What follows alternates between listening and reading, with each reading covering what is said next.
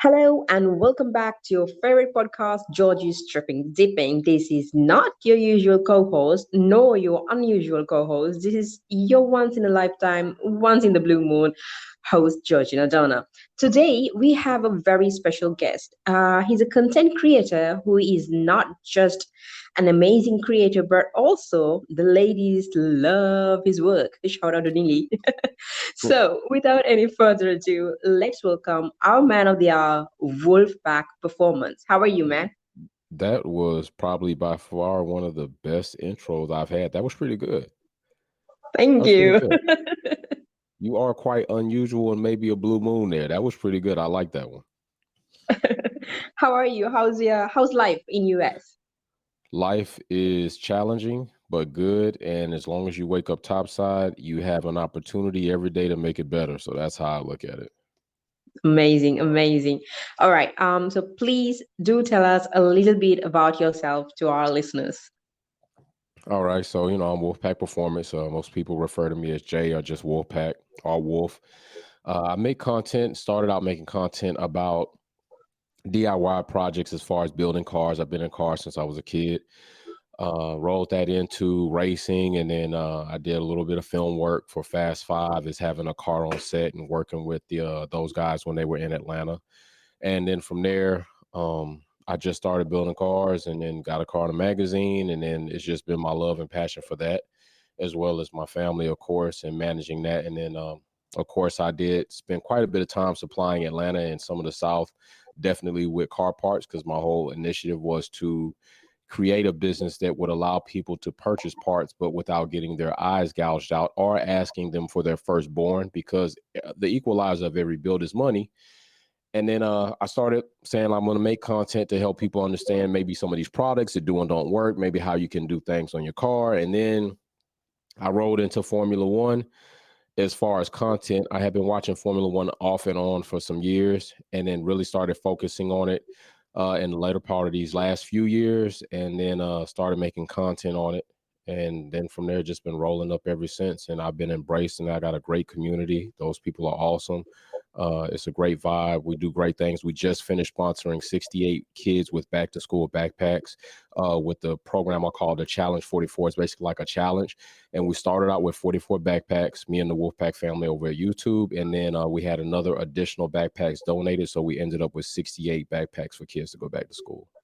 Wow, that is mind blowing and amazing. Wow, oh my God. That is a huge work for the community. Thank you. Um, Speaking of your YouTube channel, you have a very prominent YouTube channel. So let's talk Mhm. about your channel as well. Yes. The channel, really, I had to ended up splitting the channel. So now there's a separate channel for just the car content as far as building a car, and now the content for the motorsports and Formula One specific. But the channel had to end up getting divided. I really didn't know how it was going to be received. I really didn't even really plan to become a content creator in the Formula One space, as much as I just had decided I was going to use my platform to speak out against something that I felt was just outrageous. And over here in the States and everywhere in the world, the things that happen that are unjust and illegal to citizens by authorities that are in positions that are supposed to be protecting us, right? And as a military member, I take that very seriously. So Yeah. I think I had just kind of built up to a head, and then I was already working on, basically mentoring other young men to get into the military, stay out of the streets. I got some of them into college, and I'm sitting there watching the races. And that's one thing that I actually sit and do. Like everything else, I'm working. I'm always working. So I would always take some time and watch the Formula One race. And I just saw Lewis Hamilton get shafted like majorly, like majorly. It wasn't, I was really expecting like, okay, Max or Hamilton could come out of this, and I would be cool with it, because I said to my wife beforehand, like, Max is going to be next up. I don't know if it's his time yet, but he's definitely coming. But the Yeah. way that race ended was so heinous, and it was so, to me, egregious. I was like, they just cheated an athlete. That's how I looked at it. It wasn't a white and black thing. It wasn't a Max and Lewis thing. It wasn't a Mercedes and Red Bull thing. It was an athlete. And I have competed several times in bodybuilding and other things. And I was like, they just cheated an athlete who truly earned it in this race, and they cheated him by breaking the rules. And I was sitting there on the couch like, whoa, this is crazy. Like, is this what's going to happen in this sport? And then, you know, going back and I started thinking about things that happened at Silverstone and how, you know, racism came out. And I just said, you know what, I'm just going to talk to this. I don't even know if it's going to cost me my subscribers or not, but you can't just let something like that go untalked about and think that it's going to be okay. So I can't anyway. I can't let it go by. So I talked about it. And then next thing I know, of course, I got attacked racially. You know, I heard the N-word for about a week. But then there were a group of people that really came in and were like, it wasn't right. And I was embraced. And then somebody told me that I had no business being in Formula One because I was American and because I was black and because I was the N-word. And then after that, I'm the type of person like I don't run away from conflict.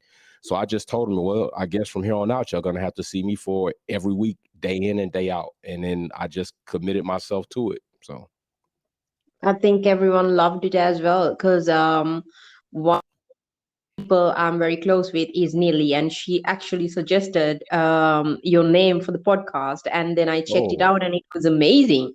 I loved your well, work, shout and out there. yeah, that's why I said ladies love your work because even Neely was saying ladies love his work. I really appreciate that. Yeah. So you Really do. mentioned about bodybuilding. Have you ever Yeah. competed in bodybuilding as well? Yeah. I did NPC, AMBF. Most of my I have awards and trophies. In my division of class, like most of the trophies they see behind me, I have those, and then I have my racing trophies. But from when I drag race, but then you know my last thing I had competed in bodybuilding and men's physique. So I'm real big on trying to take care of yourself, be healthy, and try to eat right. You know, have your fun and eat stuff too. But you know, it's a balance in life. You know, and if you want to try to enjoy life, you definitely have to take care of yourself because that's where everything starts. You know, you get up in the morning, you got to deal with yourself first. If you're not happy with yourself, then that's kind of how your day starts off. It's kind of negative already because internally and emotionally, you're not in a good spot. And if you don't love yourself well, it's hard for you to love somebody else or something else. So, you know, I like, you know, I'm into that. And of course, things took a turn in my life where I couldn't compete anymore health wise that I still battle and deal with. And that is what it is. But I still charge on different fronts. Well, I competed in Sri Lanka for one of the Mm, competitions that they had, women's physique, there you go. and yeah, and I gave up on that because well, the situation in Sri Lanka is very different when it comes to the international meets that we have. Okay. Because here there's a lot of nepotism going on. So Got you. even though if you're having a proper body proportions and the muscle definitions or anything, it doesn't matter. The judges will be giving it to whoever they prefer. So there's that Right. as well. That does happen. You know, I think if you are a judge, you should not be able to have clients that are competing in that same competition. Yeah, exactly. Yeah, that But should not be here it's allowed. totally different. Yeah.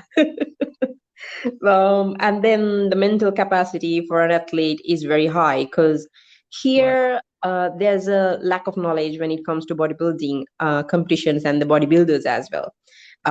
So the knowledge is very important when it comes to the field, and we have almost from zero to none knowledgeable people here. Everyone is going well, the majority of the people who are in the field are going through the experience, not the Okay. knowledge.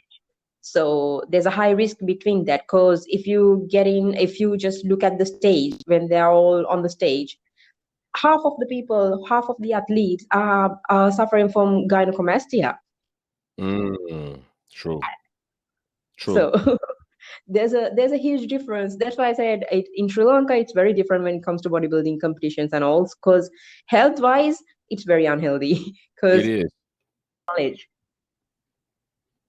Yeah, you are completely right. I try to tell people all the time that it is very unhealthy because of the transition you have to take your body through to get as lean as you can to show that striation. So yeah, I tell people that all the time. It's not fun being 5.75% body fat. Yeah, exactly. But it is what it is, and people never listen until it's way past the limit. So there's an issue with that, and the knowledge is everything. So people need to get knowledgeable about what they're doing, and if they know it like if they know it correctly, then they can guide it through properly. So there's that. Right. Right. So getting back to the F1 F1 series, we I just took like it. another road. Right. I like it. I like it. Scenery.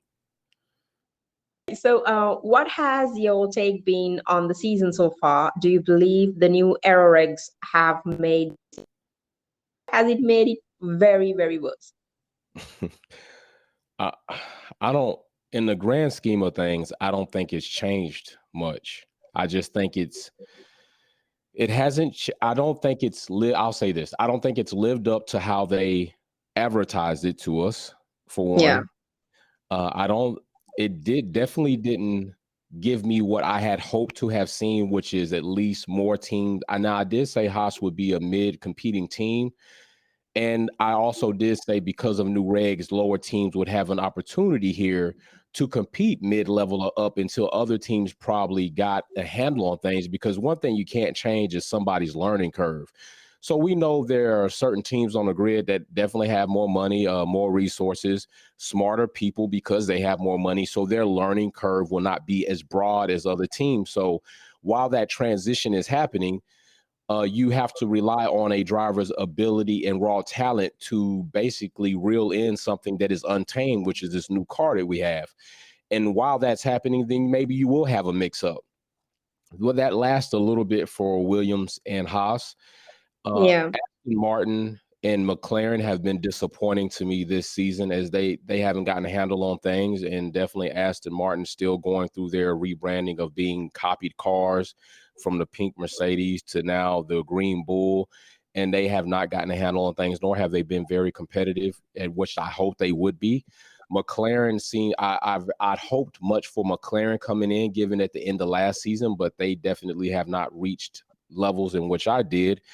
And then we got Ferrari who comes along, after having a down year after that investigation or that audit, whatever they want to call it.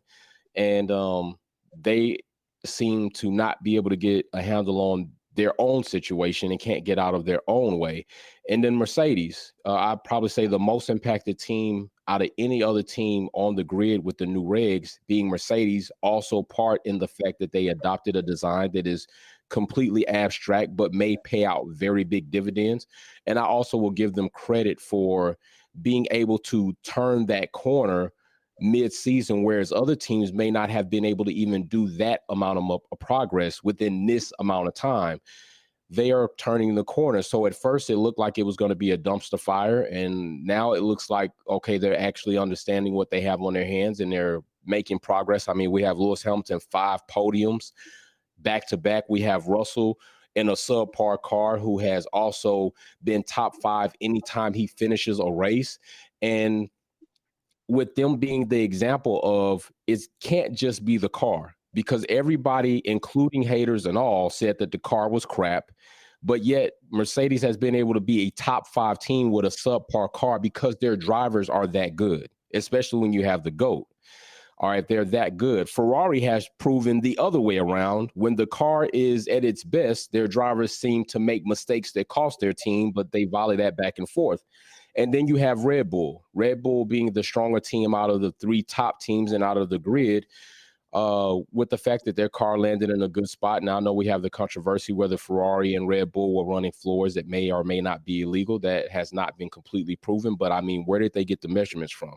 If you know certain teams are breaking a rule of 2 millimeters more than that, you have to have got these measurements from somewhere. So I would like to know which teams you pulled those measurements from to say that we have teams are going over 4 millimeters of flexing when it's only supposed to be 2 millimeters.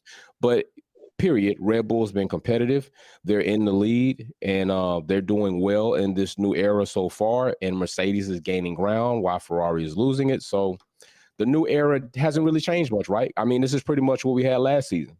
Red Bull, yeah. I think Mercedes, only the size of the car has changed. right, and the wheels.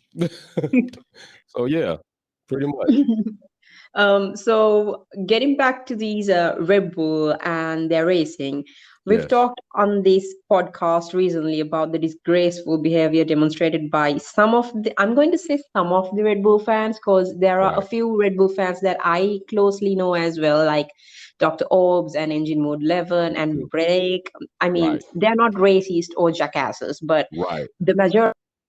Yeah, so by some of the Red Bull fans at Austria and Hungary. What do you Hmm. think the FIA, Liberty Media, and social media need to do to combat this discriminatory behavior? Uh, I think it's not an isolated thing that they need to look at. I had spoke to, and I'm gonna definitely get to that. I had spoke to when they were going to Saudi. Like I felt, and I voiced this on on one of my episodes that a young lady, not even a woman yet, age 17, had been beheaded by her cousin, whom she was forced to be married to. Within a month's time of Formula One going there, and I felt like they shouldn't go there. Like, why should we go there when women are being treated horribly? And this is something that they practice. This is something that happens there often. Like, I just don't feel that. So it would seem that Formula One still went there. And when they went there, they ended up essentially being held hostage there with the bombing that happened during one of the practices, being told that it wouldn't be so easy if they did not have the race and they tried to leave before having the race. Essentially, that's in the nice words being said, you're not leaving until you do this race. And if you do try to leave, it's not going to be good for you. That's pretty much a hostage situation. So then you come to these racial issues where, you know, these people are burning hat. Now, I'm not going to say burning merch is like racist, but it's the intent. Like, what is your intent? Like, what is your purpose? Why are you doing this? And why would you be attacking this person so maliciously, other than the fact that we know the big factor is that they're black? Like, you're not doing that for anybody else. They're not telling anybody else to retire early when Alonso has the longest career in Formula One history. Why is he not being told to retire? He hasn't been on the podium, hasn't won a championship in damn near forever. Why not him Yeah. retire? You say this about Lewis Hamilton, and it's just crazy that people want to skip over that. Like, people try to tell you you're playing the race card. No, it's not race card. It's just racist. And the FIA need to start doing things like, you know what? We're not gonna bring a GP there. Like, with things that heightened, we're gonna let you simmer down, let you decide whether you want to be racist or do you want to be somebody who enjoys a race with many races, like a race with many races of people, and enjoy the fact that people that come from a different walk of life, people that look different than you, people that have different religions than you, maybe people that all do all of these things can come together in one place and enjoy something that is so beautiful and have a good time together, because that's really what it should be. And the FIA needs to step in and do something about it, but I don't think they are, because at the end of the day, I think money is the ruler of all evil. And to them, controversy brings money on both sides. And I think that's something that they've weighed out, and they'd rather invest in controversy and that than invest in something that is going to impact their pockets for some time before it may come back. Because you got to know, if you do that, then there's going to be a lot of people that are, and that will tell you like your demographic too, right? If you did that and a lot of people just decided to not invest in Formula One, not come to races, not invest in the drivers, then you will see what happened, and then you'd have to recover from that. I don't think that's something that they want to recover from. So I don't think they're going to do anything, but if they did something, it would be not holding races in certain venues and let those people know we're not going to tolerate those type of actions or characteristics. What's your reaction being to the Drive It Out campaign against discrimination being pushed by the FIA? Is this the right move? Should F1 be doing more? Yes, absolutely. Absolutely. Formula One should be doing more. Without a doubt, they should be doing more. Your whole thing is to have a grid of drivers that represent different parts of the world. Yeah. That's essentially that is what you're supposed to have. I would like to see, if we could, even an African driver. I know we got China with Zhou. I know people need to also understand this, especially with me being military. I know Russia as a whole, when we look at it, is like, those are some awful people, right? But that's not so much. There are people that live in Russia that think just like us, that have to be judged by their governing body making these decisions. There are people on the ground that live in these houses, go to work just like us, that don't want any of this. And it's just not correct to assume that all of Russia is horrible. It's not true. Just like in the US, we got our situations too, right? I mean, you look at the US with everything going on, Breonna Taylor, George Floyd, Philando Castile, like all of these situations, the United States is not by far innocent of anything. And I mean, let's not get it things twisted. Importation of Black Africans to slave and make and labor to build this country. So I don't let us as Americans off the hook for 1 minute.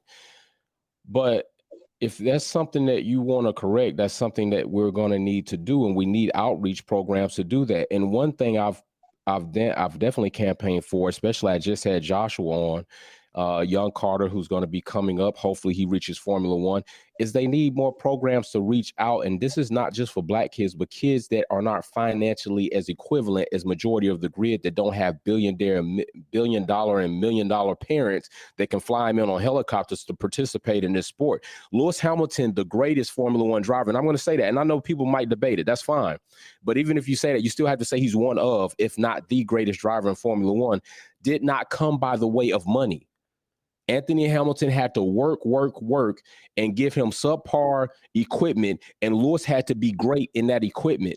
There are other kids out there that would be great drivers, and we will never get to see them because they don't have millions of dollars to participate in this sport. Formula One needs to create a program that will allow some way, some doorway, some gleam of hope for these kids to have an opportunity to get into a kart, to prove the talent, the ability they have, for other teams to see like that right there is something special. We need to get behind it, but they won't. Just like Mike talked about on the show, you're talking about $15,000 for a 3-day weekend to participate in a race at the karting level. Not even I can afford to pay $15,000 for multiple weekends for my kid to participate in karting. So that right there is something that Formula One needs to consider. What kind of great driver are we missing out on just because of this old boys club mentality? And they need programs for that. And absolutely right. I agree. Because when you were saying that, I just remembered one of these posts that I saw years ago. It said, I caught, the cure for the cancer might be in one who are too expensive to study. The education is too expensive to study, and we will never know the cure because of that. So Right. it's actually true. I mean, there are hundreds and millions of kids who are very smart, really, really smart, but they don't have the necessity to go further. I mean, even the university degrees are very expensive, so they can't afford it. Just like that, there are many talented drivers as well. So there are many talented drivers who are very capable of winning any title with their skills and talents, but they don't have the financial need. I mean, not everyone has a stroll papa. So, Right. Right. yeah. So, and for Luis, exactly. His dad had to work to provide the kid to become the goat. And if his Right. dad didn't do that, Hamilton here. And every time the guy is racing, for most of the people, it's the guy. But if somebody else is racing, then it's definitely the guy, not the car. The guy. Right. Yeah, The double standard. Right. The guy. the guy. I mean, I have nothing against Sebastian Vettel, but when it comes No. to Sebastian Vettel, he's also representing issues and political issues and world issues, but that's not politics. But when Hamilton is saying that, that is politics. Exactly. He's There bringing you politics go. into sports.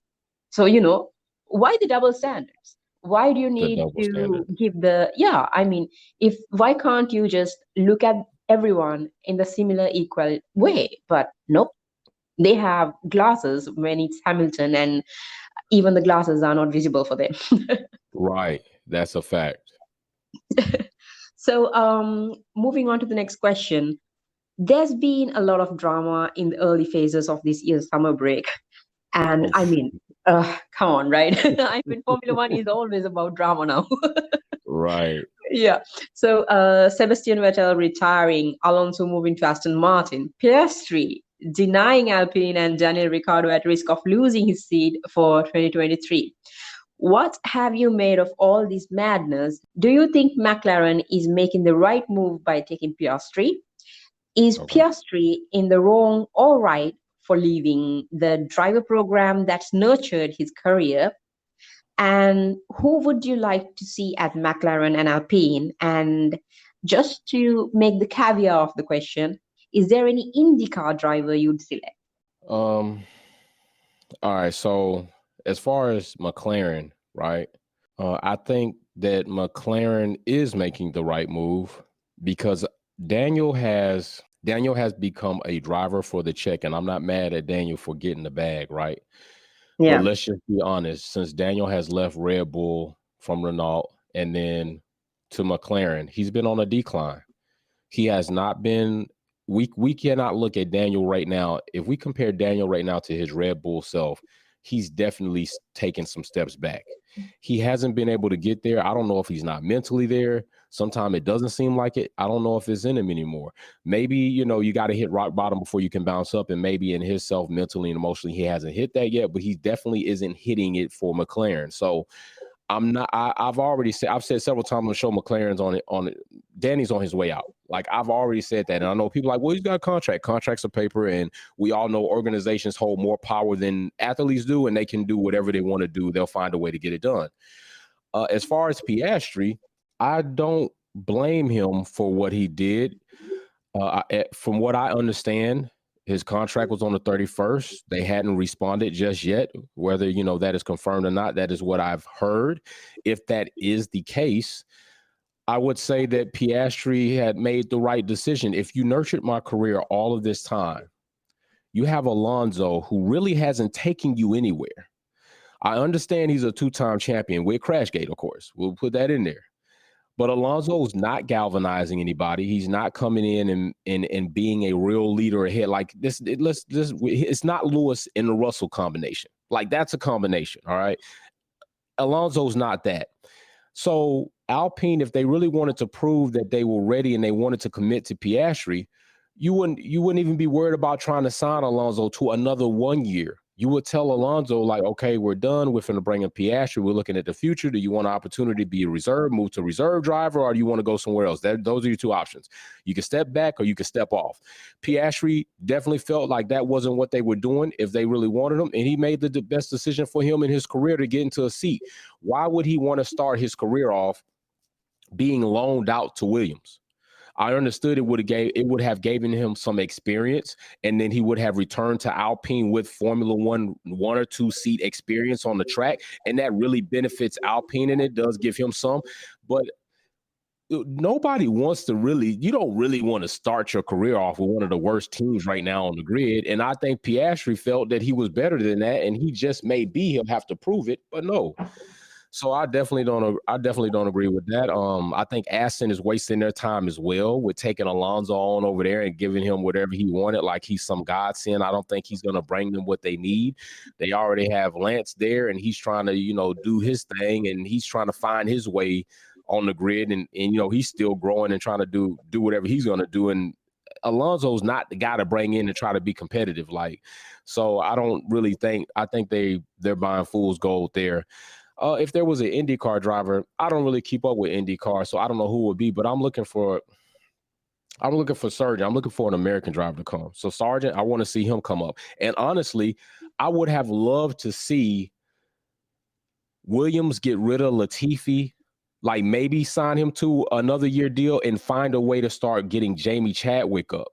Like, I want to see one of these teams give a woman the opportunity to prove that skill is there if given the proper equipment and the practice to bring her up and get her into a Formula One car. Like, I would love to see her next season for testing, Jamie getting an opportunity to be in a Formula One car to get a fill out.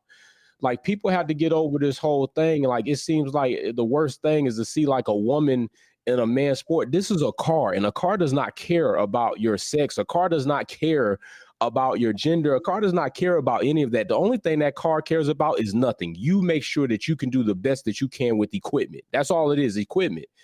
If she has the ability, then let her do it. And I feel like they need to give that an opportunity. So I'm really looking for it. If anything, I'm looking for her to be able to come up, or another woman that's competing at that level. I mean, she's won a championship. Every time you see a driver win, Formula 2, back to back or one time like Piastri. They saying, oh, they smoking. Well, I mean, she's in the W Series. She's won back to back championships. Why isn't she giving? Bring her up the ranks. Bring her up. Formula 2 shit. Bring her up. That's all I'm saying. So that's what I would really like to see. When I was tweeting regarding Jamie Chadwick, some of the replies that I got was, "Oh, Jamie, I have nothing against women, but she's not F1 material." And I was like, "Have you even given her a chance to check whether she's the F1 material or not?" Oh my God, she's not F1 material. What is F1 material made out of? It's made of people who are giving the opportunity to show that they have the ability to learn an equipment and operate it at a level. How do you know what she's made of if she's not given the opportunity to show you that her as a driver can operate the equipment? I mean, come on, let's stop doing that. People got to stop that. These shenanigans are ridiculous. To be honest, I have no idea what they're talking. And even in the media, now they ask the same question. Oh, can Jamie get a seat? And they talk about the opportunities that why she should get a seat and this and that. But that's it. It's all talk and no action. It's only And no words. action. Right. Now, if you bring her to Formula 2, I mean, I just can't believe that Jamie is worse than the worst driver in Formula 2. You just can't get me to believe. You're gonna have to show me, and that's what I mean by you have to give people an opportunity. Like, what happens if you get her up to Formula 2 and she comes in and she's like, and what's really sad is she could come in and be midfield, and people are going to be like, "Oh, she's garbage." Like, how is that garbage? Because she's a woman, she's garbage because she didn't come out to be number one the first season. They'll say, "Oh, I told you she wasn't. She not even Formula 2 material. Why she's mid tier?" Like, you don't say anything else about the mid tier drivers in back. That's the same thing like Bubba Wallace. The season before last or last season, he's mid. He's running mid tier track. Well, there are like 20 plus other drivers behind him that are worse than him, but you're saying Bubba Wallace is trash. Why? Because he's the only black driver in NASCAR, and he's running midfield, but he's trash because he's black, although there's like 20 or 15 other drivers behind him on a regular basis. So that is the mindset that people have to get around, because you and I do not have this mindset. Others do not have this mindset. But unfortunately, there are people that have more control in these organizations that have this mindset. And because of that, the growth of the sport is stunted and will not grant us some amazing opportunities. You don't know what Jamie could bring if you give her the opportunity. It could be amazing. And I would love I always say there's power in identifying and imagery. Jamie being brought up, or another woman, any woman being brought up that has the ability. I would love for other young girls to see that and know that they themselves have an opportunity, because the door is open and welcoming for you to come into this sport and compete as an athlete with the skill. It's open for you. If you have it, we will allow you to be here. But that's not happening right now. Right now, the door looks shut, and it seems like, oh, if I'm a girl, I can only get this high. They'll only let me get this high, and I don't like that. Actually, it's crazy because I started getting very active on Twitter, even though I made this account in 2012 or 11 like that. I was never active on that, but I started becoming very active after Abu Dhabi shenanigans. So right. Something that I learned on Twitter, and when I was talking with Denzel and all the black people that I got to know, is this weird set of mind that they see the skin colors as a different state or a different class of mind. And it's very, it was, for me, it was shocking, and I still don't understand why. I still don't get the whole point behind it, because in Sri Lanka we don't have anything like that. uh, among our people, we don't see any. I mean, of course, there are black people who are traveling to Sri Lanka. There are white people who are traveling to Sri Lanka. The locals love them than any other local person. To be honest, Right. you're right. But I don't see the point behind putting a white person on top and saying, giving them a supremacy, saying some sort of a giving higher class or something like. I really don't get the theory behind it. It was it was so weird for me at first. And then Denzel was explaining what they had to do, and the parents' advice that he got is if somebody is working, then you have to work harder than that to reach Right. some level, and this and that. And I'm like, why? Why do you have to do that? If they're Right. working in a normal level, why can't you just work on the normal level as well? So why other people are like being selective like that? I really didn't get Right. that part. So even when arguments are raised, even when people are throwing out banters on Twitter, I'm like, why? Like, even when it comes to Hamilton and Sebastian Vettel, like I mentioned, the political issues are only for Hamilton, and it's a great thing. Oh, we are going to miss Sebastian Vettel because he was talking for the world. But if Hamilton is talking about it, oh, that guy is only bringing political stuff to the sport, which should not be Right. doing that. So, the theory behind is ridiculous, to be honest. I don't understand that at all. It is. It is ridiculous, and it unfortunately has been going on forever because there's a group of people out there that feel like they are superior to all. But it's funny that although you say you're superior, you need to include us in order to make things happen. So why not just get rid of that whole mindset altogether? But somebody's always have to be on top, and that's how they feel. But I think that should be left for sporting events only and not human people, like not humanity. But Yeah. yeah, that's what we deal with. I mean, Malik was just telling us when he came on our podcast and we were talking about racism in F1 as well. What he mentioned was even in the US, there are days for the black people, some of the communities where the garbage is getting collected, and but for the white people, every day there are garbage is getting collected, and I'm like, why? Why? It's very alienated for us Goodness. people, but it's a struggle for them. So Right. I didn't understand the theory behind Black Lives Matters and All Lives Matters at first, Right. and after talking to Denzel, because it from my side, for us, we don't understand that, Jay, because we don't have that, so we have absolutely no Hmm. knowledge on that. But after Understood. talking to a few people, I realized how bad it is here with Right. these few people, not the majority, but that few is making this in a huge scale, and the media is not backing it out. I mean, there are supposed to be journalists who are asking the right questions, but they always go for Right. the trends and they're not asking the right questions. There you go. That is so Um, true. yeah, I mean, just like Malik said the other day, if I was a journalist, if I had that media power on me, I would ask Nelson Piquet to come on my podcast, and I will ask those questions so that he would shut his mouth and realize that he's being a jackass. You know, Right. I mean, we can say, oh, he's a racist and this and that. Oh, we should not give him the platform at all, and this and that. No, we should give him the platform. We should take Hmm. him. We should bring him and confront him. Ask the Right. right questions from the person, and That's then right. he will understand that he can't run his mouth like that just because he has a white skin that's going to get way older, very faster than a black man. Right. That is true. That is a factual truth. Yeah. Running back to the other question that I'm going to ask you, FIA have alluded to new technical directors regarding the flexi floors that we've been talking about, the loopholes being Yes. exploited by Ferrari and Red Bull. With those advantages being taken away, can Mercedes catch up in the development race?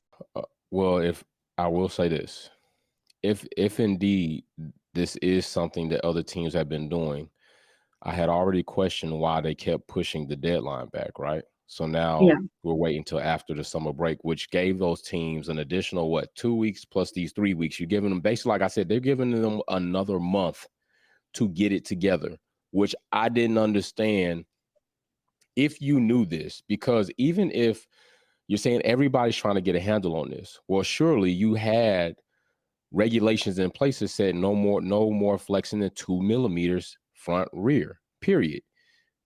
Like, not pass the test at 2 millimeters and then you're flexing elsewhere. But this is what teams have done, right? We've seen Red Bull with the flexing wing, and some said about Mercedes having the flexi type wing. So teams have done this, but my thing is this: once you find out a team has done this, if you're going to set a mandate, then you set it and you make it a hard date. You have to do that to be fair to everybody else. This is a hard date. You don't set a date, then we're pushing it back, then we're pushing it back. Well, now it looks like you're either bidding for somebody else or you're working for somebody else, because the only two teams that would benefit, that are going to benefit from that, are only teams that are going to benefit from you pushing this back and pushing that back, is the teams that that are not adhering to the rules. So if this is true and these teams do come back with these floors, like some have speculated, and I say speculation because people are going to be like, oh, you can't prove it. Speculation. Perez has not, at the beginning of the season, been this far back from Max since we've heard this thing about the floors.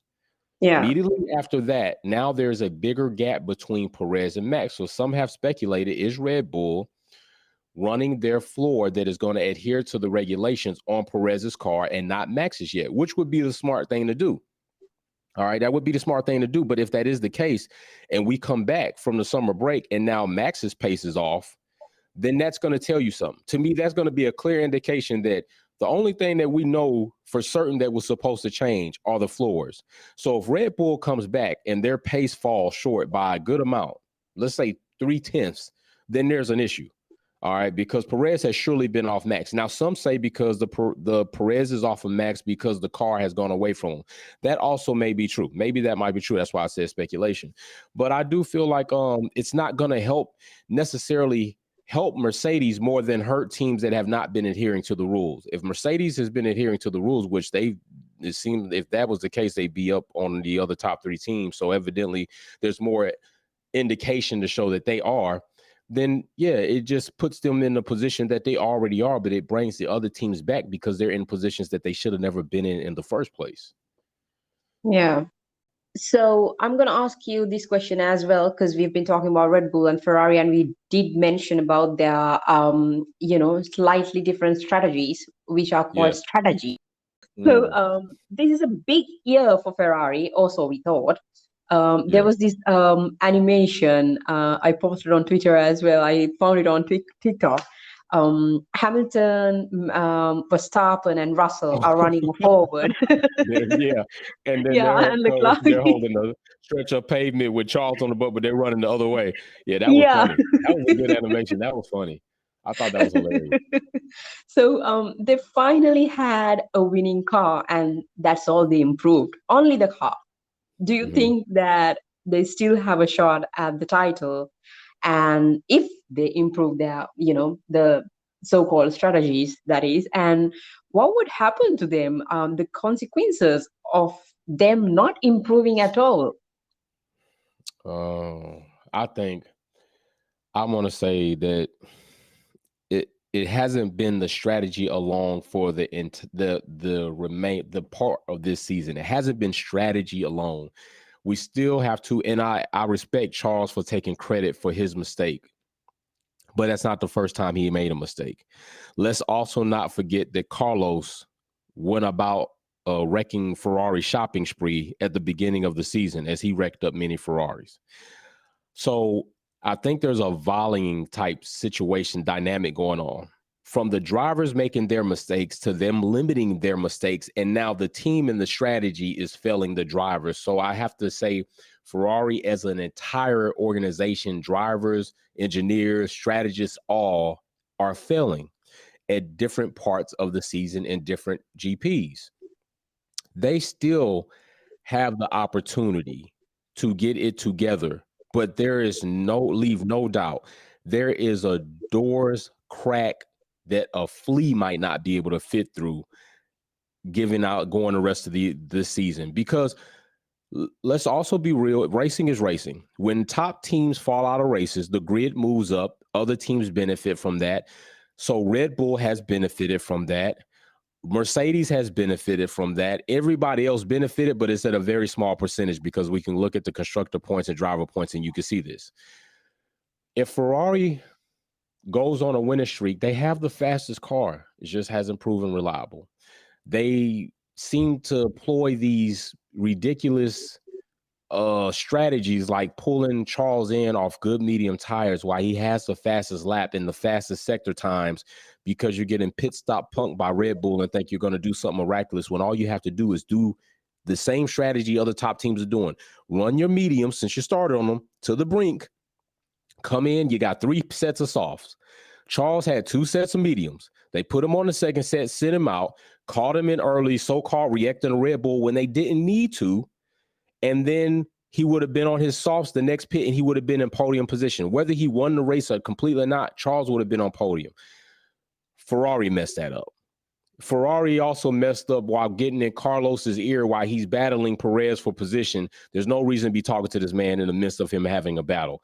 Just wait until it's just, as an organization, Ferrari fails. And I don't know if it gets fixed, because it seems like Minotto's saying like it wouldn't have made a difference. Like they're like Thanos said, it seems like they're not capable of taking responsibility for their own mess ups.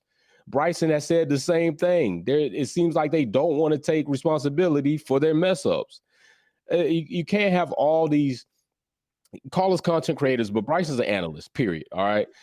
And I know Cam, me, Nasha from Quickstop, Thanos, we've all pretty much said the same thing. They have to be able to look inside of themselves and say, yo, we are messing up. How are we messing up? And we need to face it and fix it. Charles did that very same thing when initially he said the pedal when he wrecked the car. When he got interviewed, he said, I made the mistake. That's what Bonotto and the rest of the top wigs have to do. We are messing up and we're killing our drivers' opportunities at the driving championship, and we're definitely shooting ourselves in the foot for the constructor championship. That's what they're going to have to do to fix it. And if they don't come back after the summer and do something, Ferrari is done. They're not going to be in it. It's going to be a wrap. Mercedes will catch them. They'll be third in constructors. Mercedes will be second, and Red Bull will win the drivers' championship. But you do realize that, F1 is an organization that is good at skipping on taking responsibilities and releasing templates, copy-paste statements regarding issues and all. And Ferrari is one of the oldest teams that is coming with F1 as well. So, taking responsibilities, I don't think that's part of them. I mean, not doing that, but right. You're right. Right. When you lay that logic down, I don't think it's gonna happen. That's not going to happen at all. And the thing is, like, I think Carlos took Wreck-It Ralph too much close to his heart. So that's why he was on a wrecking spree. Right. For real. Goodness gracious. All right. So before I let you go, I'm going to ask you this one last question.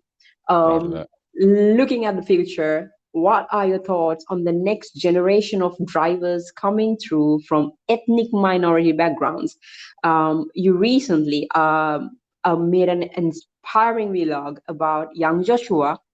What caught your eye about this young future prospect, and what advice would you give to the parents out there who are willing to send the kids for the driving, for the sport as well, but they're lacking from the financial side as well? I would say, it's hard for me to give them advice because they're actually in it. Like Mike and Delina are doing an awesome job, and people also have to understand Mike and Delina aren't hurting for anything. They've done well for themselves, and even with that, you heard Mike say how expensive it can be in certain things that they have to do. So it just tells you that, there needs to be something going on there. But I'm going to say, like Mike and Delina, they haven't quit. Joshua has committed himself to this. He pulls himself from doing regular lunch things to do his work so he can spend more time driving his car. When you listen to the young gentleman speak, you can tell that Joshua mentally is invested in being the greatest driver he can one day. Now, I had to call him out because he said he was going to one-up Lewis, and I give it to him that he probably might do it. You still got Hugo out there. You got a lot of drivers that, not a lot, you got a few drivers that are coming along that may show promise. And I'm just going to tell them, don't quit. Do not stop. Every door, hit it. There are people out here, institutions out here, organizations out here. You really need to start reaching out. they really need to start reaching out to U.S. entertainers. I hate to say it, musicians, actors, ball players, they need to start reaching out here and making themselves known to them so that they can understand the front that's being fought over there, because nothing is recognized like an athlete recognizing another athlete. And if you can get in touch with those, and I'm working on trying to bridge those gaps, I really am, and from my little position, it's a little harder, but I'm working on that. And if you can get that type of investment and backing, then you don't know what can happen. So don't quit doing what you're doing, because you are indeed on the forefront and we are on the back trying to find support for it. So just don't stop. Just keep charging forward. That's amazing. And I am going to ask you to tell us about all the ways, all the places that we can find you and engage with you, including your YouTube and Twitter and Instagram, and, plug it in. Definitely. Definitely. So on YouTube, you could definitely get with me. I have my links up there for the link tree. And if you go to the link tree will take you to an abundant amount of resources in which you can reach me. Podbean is the main platform for the podcast, but I also am circulated out to all major podcast platforms, whether that be Apple, Google, Amazon, iHeart, Spotify, all of that. And if you go to wolfpackperformancepodbean.com, you can find that link. Also, I'm on Twitter, so you can follow me over there and communicate with me over there. I stay on there pretty regularly. And also have songs out on Apple and iTunes. If you look at Wolfpack Performance, you'll find songs out there car related. I'm working on another song right now, trying to get it up for Formula One, but I got a lot of time making content, so it's hard to get in the studio and try to do that. But yeah, you get over to me on Twitter, Instagram for the car stuff as far as DIY.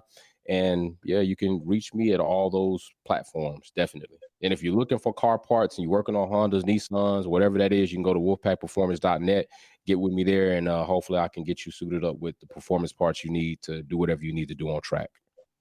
And before you go, let's talk about your musician part, as we'd Mm. love to hear that as well. Because, I mean, you are a man with many talents, a bodybuilder, a car person, and a musician. What else do you have, man? Yeah, I stay working. Like my grandmother's always said something, kid, you don't stay still. And I don't stay still. Like if I sitting still, I just feel like there's something I should be doing. So if you're trying to be the best you can be in life, whether you get there or not, you want to die trying. And I'm gonna die trying to be the best person I can be. So I'm always gonna stay moving. You can't win if you don't play. So I play all the time. You're an inspirational character, and we'll love to hear from you. When Denzel is back, I would love to have you guys both together and do an episode later on. Hopefully, Cool. we can arrange something. That'll work. Good, great. So this has been your, like I said, I'm not your usual co-host or your unusual co-host. Both F1 Black and Denzel is out and above. And this is just your once in a blue moon co-host, Georgina Donna. You guys can follow up on YouTube and join the conversation on Twitter and, the social media stuff. So I'm going to end this episode with few of the words that Wolfpack Performance said himself. Don't quit, do not stop. If you can't move past the wall, then break the damn wall and walk through